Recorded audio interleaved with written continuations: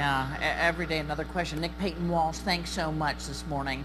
I want to now bring in Florida Congresswoman Debbie Wasserman-Schultz. She is also the chairwoman of the Democratic National Committee. And Minnesota Congresswoman Michele Bachman. She is a former Republican presidential candidate and founder of the Tea Party caucus on the House side.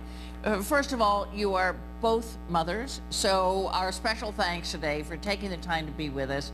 And Congresswoman Bachman, I know you just had eye surgery too, so a double thank you to you for showing up this morning and helping us out.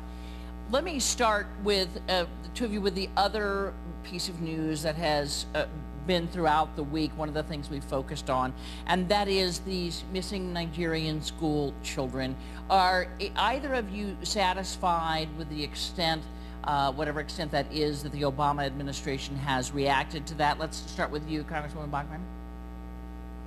Well, this was something that didn't just come up now. Boko Haram has been on the run and on the rise for years. I put a letter out several years ago calling on a crackdown on the Boko Haram. It is a foreign terrorist organization. It's important that the United States designates it as such, as it is now, which we're grateful.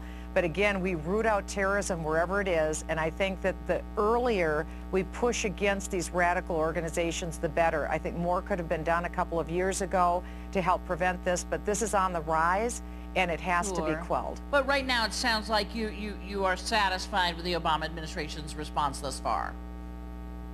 We have to continue to push back, and this is something, again, where this isn't partisan. We all have to work together. It's national security. Yeah. Congresswoman Wasserman-Schultz? In 2012, it's important to note that the Obama administration designated a number of the leaders of Boko Haram as terrorists, right, and now have sent personnel and military advisory assistance and the people who on the ground from the United States who are going to be able to provide technical and specific intelligence advisory commitment to make sure that we can do everything we can to help find those girls. That's the #1 priority, and I agree with Michele that we have to make sure that this is a bipartisan focus, that the United States needs to, as President Obama has committed, to provide that assistance to find those girls. The other foreign policy issue that has resurfaced, at least in the headlines, has been the probe of Benghazi. Now the House, which is majority Republicans, as I'm sure you both know, has decided to have a select committee to look into the circumstances before, during, and after the attack on Benghazi when 4 Americans were killed. First to you, Congresswoman Bachman, there seems to be some fear within the Republican Party, and you see some of it out loud and hear some of it privately, that there is a way you could push this too far and make it, and you meaning Republicans, could push it too far and make it seem so political that it backfires. Well, I think when it comes to this issue of Benghazi, what happened was so appalling that people simply want to have answers. We don't take it lightly. Security threats are nothing to take lightly. In Benghazi and Libya, when the events happened, this was a highly volatile time. There were over 4,000 threats that had come. And then when the event occurred, there was no military rescue that was ordered. There's questions about that.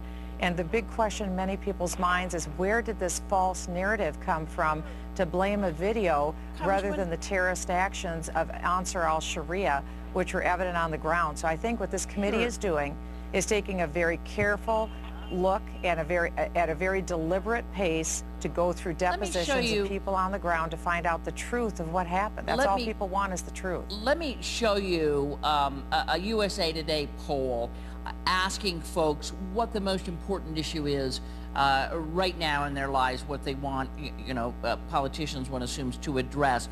Jobs at 27%, health care 21%, federal budget deficit 19%, on down the line. Security and terrorism is at 7%. So my question to you was, is there a possibility that Republicans can look off key with this? I know you say people are interested, but when you ask them, what's your most important issue, they're looking for you all to do something about jobs and health care and the federal budget deficit. Well, I don't disagree at all with the numbers that you gave. I think they're accurate, but people can walk and chew gum at the same time. It doesn't diminish the fact that we need to have answers about what happened on that fateful night with 4 Americans who lost their lives. We need to get answers. This cannot be politicized. It has to be done, again, in a very thoughtful, deliberate way, which I trust and believe Trey Gowdy and the committee will do. I'm very impressed with their approach, and I think, again, we have to have answers. Congresswoman Wasserman-Schultz, look, there have been many probes into Benghazi, as I'm sure you would point out, but how can Democrats not participate in this probe? Do you think that there are no more questions about Benghazi? Are you satisfied you know why a U.S. ambassador was in a place where there had been so many warnings, seemingly sort of underguarded? I mean, do you feel like you understand why the administration said what it said after Benghazi? Are all the questions answered to you? Candy, I think what's important to note here that keeps getting either put aside or lacks focus is that there are families who have been through a really terrible tragedy. And the Republicans in the House of Representatives, after 13 hearings, 50 briefings, 25,000 pages of documents that have been released, and a commission that was put together by Secretary Clinton that has fully examined what happened and recommended, put forward 29 recommendations, all of which are being implemented. Those things have all occurred. This has been looked at so exhaustively that Buck McKeon, the chairman of the Armed Services Committee, just last week criticized Darrell Issa, the Republican chairman of the Government Oversight Committee, because the last witness, a brigadier general that he brought before the committee to yet again investigate Benghazi, brought nothing new forward. This is in the words of their Republican Armed Services chairman. So just a minute.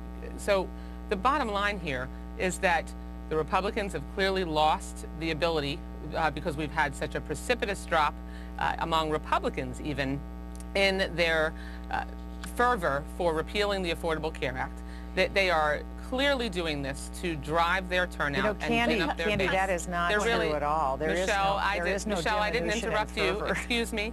Michelle, I didn't interrupt you, so I appreciate if you not interrupt me. To the question first, and then Congresswoman Bachman, I'll let you back in on this, but to the question, you know, can you just not participate in this when there are so many things? I mean, you know, a new document came out. What precipitated this was a document that the committee didn't know about, came out this week, that certainly made it look as though the administration certainly was shaping the message in a way that turned out not to be true. So, you know, can you afford just to turn your back on this? Doesn't it then look like we don't want to know what went on? Well, the Republicans are in the majority in the House of Representatives, so they can essentially do whatever they want. In creating the select committee, they have to, in order to make sure that the process is credible, which the way they've set it up, it's clearly not going to be and has an outcome that's been predetermined. They have to treat the minority fairly. That's absolutely right not now, true. Okay, let me let Congresswoman. No, it is true, and let me tell you why it's not fair. Okay, because I think it's important. We don't even have the ability a dialogue and not a monologue. Be assured that we're able to participate in the interviews of the witnesses. And the subpoenas. We don't have consultation power on the subpoenas. Understood. So if it's fair, then we'll participate. Candy, it's really clear that the Democrats have tried to sabotage this process from the very beginning. We shouldn't do that. We don't have the ability to when sabotage we have unanswered questions about 4 people who've died. We've got to get to the bottom of this. This is reality. We have to get to the bottom of this. The bottom that we have to get to. And unfortunately, that's what's been happening with the Democrats. To bring the perpetrators they have been politicizing, and that's wrong. That's wrong to do about people who've died. Let me move the two of you on, because I've got one more subject I want to from beginning to end. I want to talk to you about one more subject before I have to let you go, and that is we have some new poll numbers out asking folks about the President's Affordable Care Act. And the question was, what should Congress do with the health care law? Keep it or make some changes? 61% keep it or make some changes. Repeal it? 38%. Congresswoman Bachman, just in brief, what does that do to the rallying election year cry of Republicans, which is repeal? Well, I think clearly this is the issue that the Democrats have been running away from. It was the signature issue of President Obama, the passage of the Affordable Care Act. Only one party passed this bill, and right, people but are very 61% concerned because of Americans it's disrupting say they their want lives. to keep it. I mean, 61% But say, look, keep it, or make changes. But 55% of the American people in a Pew study said that they're very unhappy with the Affordable Care Act, so they want it changed. That's Candy, really what the result is. They're not happy with now this is bill. why. They want it changed. And now, just in the last day or so, Debbie, you had your turn, now it's mine. In the last 2 days, we found that there's another report that just came out how this is hurting the bottom line of major businesses, from GE to UPS to Dollar General. This is hitting their earnings because the Affordable Care Act is extremely the bottom line affordable. In the not interest just of for speed businesses, here, the bottom but for line here is that individuals as well. It's very unpopular, and the Democrats are running away as far as they can from it in this upcoming election. Here, let me, okay, 8 million Debbie people Wasserman-Schultz, signed up. let me bring you in here, and your response to this. Now look, most people think it ought to be changed, but does this make you think that more Democrats ought to embrace it? Well, Democrats have embraced it. What we've said all along is that if there are problems that arise with the Affordable Care Act, we should, if there are problems that arise with the Affordable Care Act, we should work together in a bipartisan way to address those. But repealing the Affordable Care Act and going back to the bad old days when insurance companies could drop us or deny us coverage for pre-existing conditions, as a breast cancer survivor with a pre-existing condition, I joined the 129 million Americans who also have pre-existing conditions in wanting to never go back to that time. Okay. There are 8 million more people now that have health care. The Republicans have lost this as an issue that they can gin their base up. That's why they've turned to this select committee on Benghazi. So I'm afraid I have to cut it off there for both of you. This is the issue the Democrats are running from, and rightfully so, and getting this economy turned around, as you said, because those are the priorities of the American people. Congresswoman, I thank you both so much for your... We're proud to do it. Thank you both so much for your time. Next time I'm going to have you in studio. Mother's Day. I might have better control here, but thanks. Listen, happy Mother's Day to both of you, Congresswoman Debbie Wasserman-Schultz and Michele Bachman. We did dig up some pictures of your beautiful families. We hope all of you have a great day. Oh, thank you. Up next, he wrote a populist message